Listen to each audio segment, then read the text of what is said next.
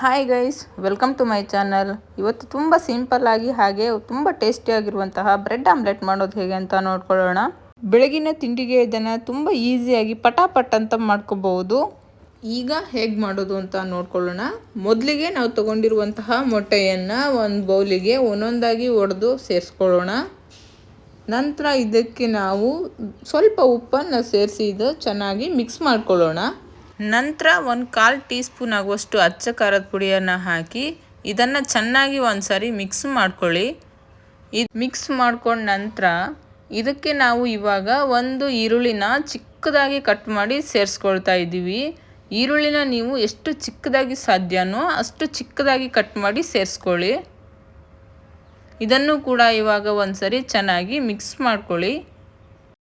ಈಗ ಇದಕ್ಕೆ ಕಟ್ ಮಾಡಿ ಇಟ್ಕೊಂಡಿರುವಂತಹ ಕೊತ್ತಂಬರಿ ಸೊಪ್ಪನ್ನು ಕೂಡ ಸೇರಿಸ್ಕೊಳ್ಳೋಣ.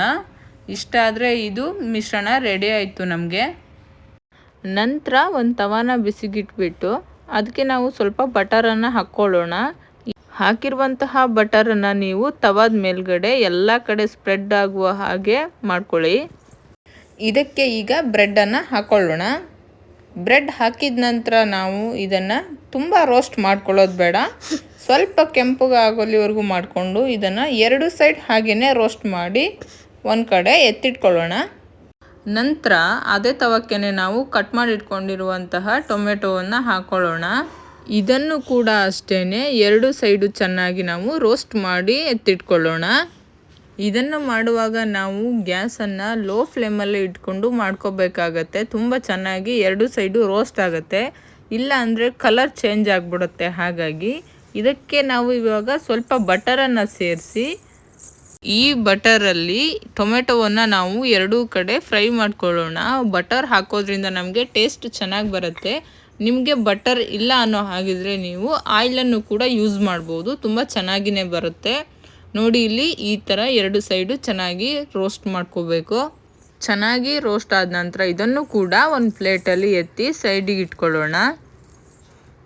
ನಂತರ ಅದೇ ತವಕ್ಕೆ ಇನ್ನೊಂದು ಸ್ವಲ್ಪ ಬಟರನ್ನು ಹಾಕಿ ಇದನ್ನು ಕೂಡ ಅಷ್ಟೇ ತವ ಫುಲ್ ಚೆನ್ನಾಗಿ ಸ್ಪ್ರೆಡ್ ಮಾಡ್ಕೊಳ್ಳಿ. ಈಗ ಇದಕ್ಕೆ ರೋಸ್ಟ್ ಮಾಡಿರುವಂತಹ ಟೊಮೆಟೊ ಇರುತ್ತಲ್ಲ ಅದನ್ನು ಅರೇಂಜ್ ಮಾಡ್ಕೊಳ್ಳೋಣ. ಇದಕ್ಕೇ ಇವಾಗ ನಾವು ಮಿಕ್ಸ್ ಮಾಡಿ ಇಟ್ಕೊಂಡಿರುವಂತಹ ಮಿಶ್ರಣವನ್ನು ಒಂದು ಸರಿ ಚೆನ್ನಾಗಿ ಮಿಕ್ಸ್ ಮಾಡಿಕೊಂಡು ಒಂದು ಸೈಡಿಂದ ಇದನ್ನು ನೀಟಾಗಿ ಹಾಕ್ಕೊಳ್ತಾ ಬರೋಣ.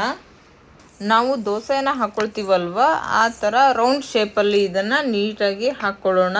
ಅವಾಗೆ ನಮಗೆ ಶೇಪ್ ತುಂಬ ಚೆನ್ನಾಗಿ ಬರುತ್ತೆ.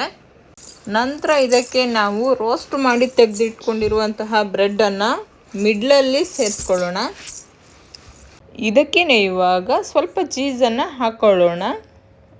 ಚೀಸ್ ನೀವು ಇದ್ದರೆ ಸೇರಿಸ್ಕೊಳ್ಳಿ, ಇಲ್ಲ ಅಂದರೆ ಹಾಗೇನೂ ಮಾಡ್ಕೊಬೋದು, ತುಂಬ ಚೆನ್ನಾಗಿಯೇ ಬರುತ್ತೆ. ಚೀಸ್ ನಿಮಗೆ ಆಪ್ಷನಲ್ ಅಷ್ಟೇ. ನಾವು ಸ್ವಲ್ಪ ಚೀಸನ್ನು ಸೇರಿಸ್ಕೊಳ್ತಾ ಇದ್ದೀವಿ. ನಂತರ ಇದನ್ನು 2 ಸೈಡು ಸ್ವಲ್ಪ ಮಡ್ಚ್ಕೊಳ್ಳೋಣ. ಇದನ್ನು ಇವಾಗ ಉಲ್ಟಾ ಮಾಡಿ ಕೂಡ ಸ್ವಲ್ಪ ಆಯಿಲನ್ನು ಅಥವಾ ಬಟರನ್ನು ಆದರೂ ಕೂಡ ಹಾಕಿ ಒಂದು 2 ರಿಂದ 3 ನಿಮಿಷ ಇದನ್ನು ಬೇಯಿಸ್ಕೊಳ್ಳೋಣ. ಇಷ್ಟಾದರೆ ನಮಗೆ ಬ್ರೆಡ್ ಆಮ್ಲೆಟ್ ರೆಡಿ ಆಯಿತು. ನೋಡಿದ್ರಿ ಅಲ್ವಾ ಬ್ರೆಡ್ ಆಮ್ಲೆಟನ್ನು ಎಷ್ಟು ಈಸಿಯಾಗಿ ಹಾಗೆಯೇ ಸಿಂಪಲ್ಲಾಗಿ ಟೇಸ್ಟಿಯಾಗಿ ಮಾಡ್ಕೊಳ್ಳೋದು ಅಂತ.